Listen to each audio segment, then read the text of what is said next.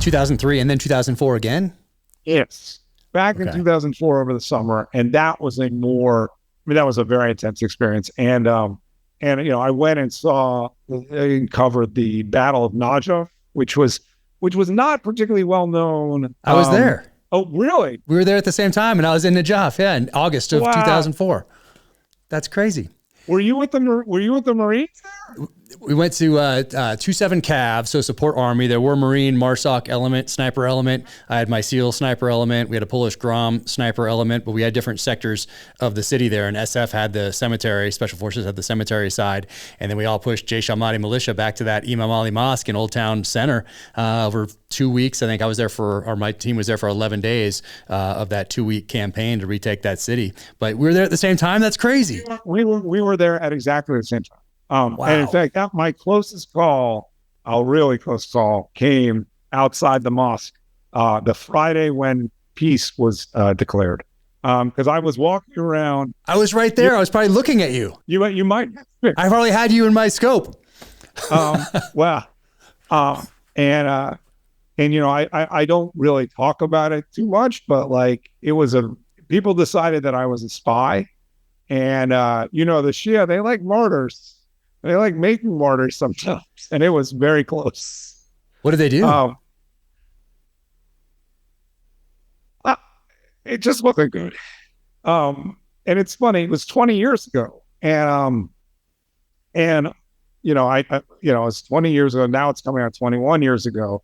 And I almost wrote something about it last August. And, I could write about anything, right? I did not want to write about it. I just felt I didn't want to write about it. In the end, the only thing I did was I called this guy who was a lieutenant colonel in the Cav, who had sort of come and got me when all was said and done. And I was like, dude, it was 20 years ago. He's like, I know. It's like, I remember it too. Wow. And like, that's how I just sort of marked that day. No kidding. But yeah, I was within 100 yards of you.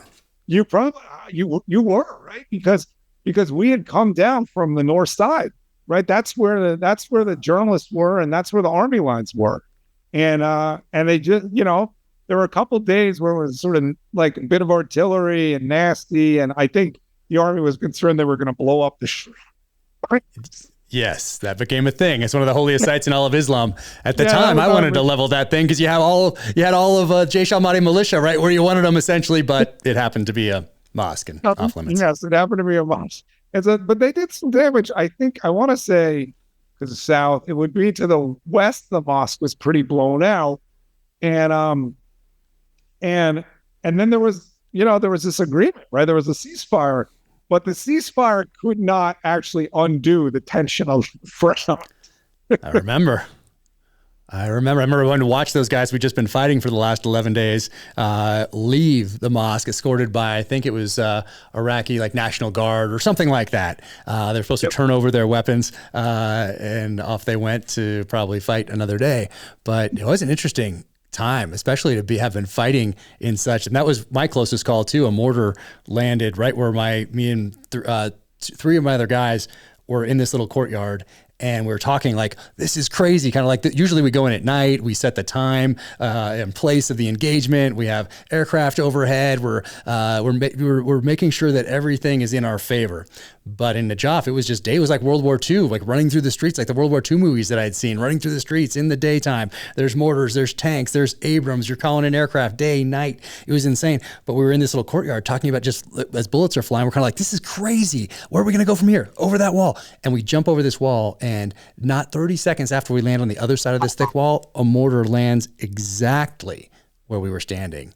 You think they had your position, or do you think it was locked? Probably just, I mean, it wasn't off because everything was landing everywhere. It was just like, but I don't think we were being specifically targeted. It was just happened to be one that was landing, and it landed right there. It was crazy. So what was your role, in that operation? What were you guys doing? Yeah, it was the first time, I think, I shouldn't say first time, but it was one of the first times that special operations had supported such a large scale conventional push. So there wasn't really a model for it. So I just showed up with my sniper team and talked to Colonel Rainey, who was the battalion commander, 27 Cav at the time. And I said, hey, here's our capabilities. We're here to support. What do you need?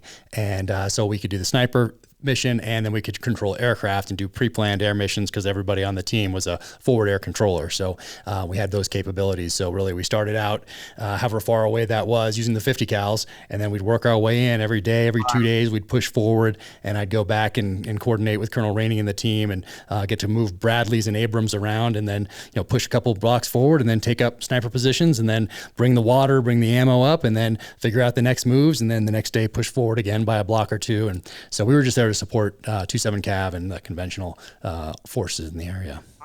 I would not be surprised if we walked past each other. We might have.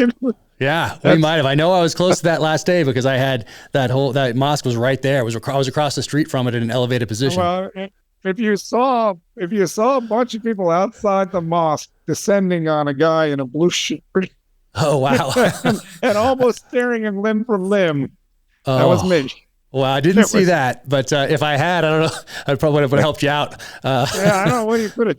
I would, it probably would have made it worse. No, it was quite. So that was, and that was a very intense, obviously, moment in my life, and it definitely led into The Faithful Spy. That book could not have been written without being in Iraq, and I think without sort of that day. I mentioned these time series.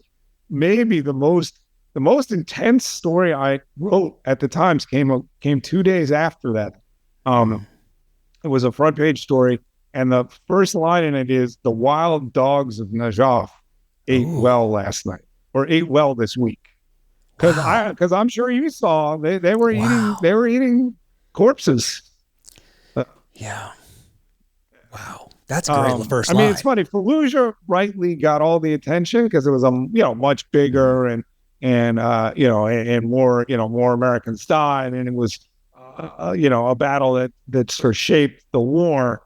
But that was not a joke. What was happening where we were? Yeah, that was crazy. That was crazy. My first time doing something like that, and the first time for a lot of us to do something like that. But that's just wild that we were within, I'm sure, 100 yards of each other on that last day. If you enjoyed that clip, watch the full episode here, or another clip here.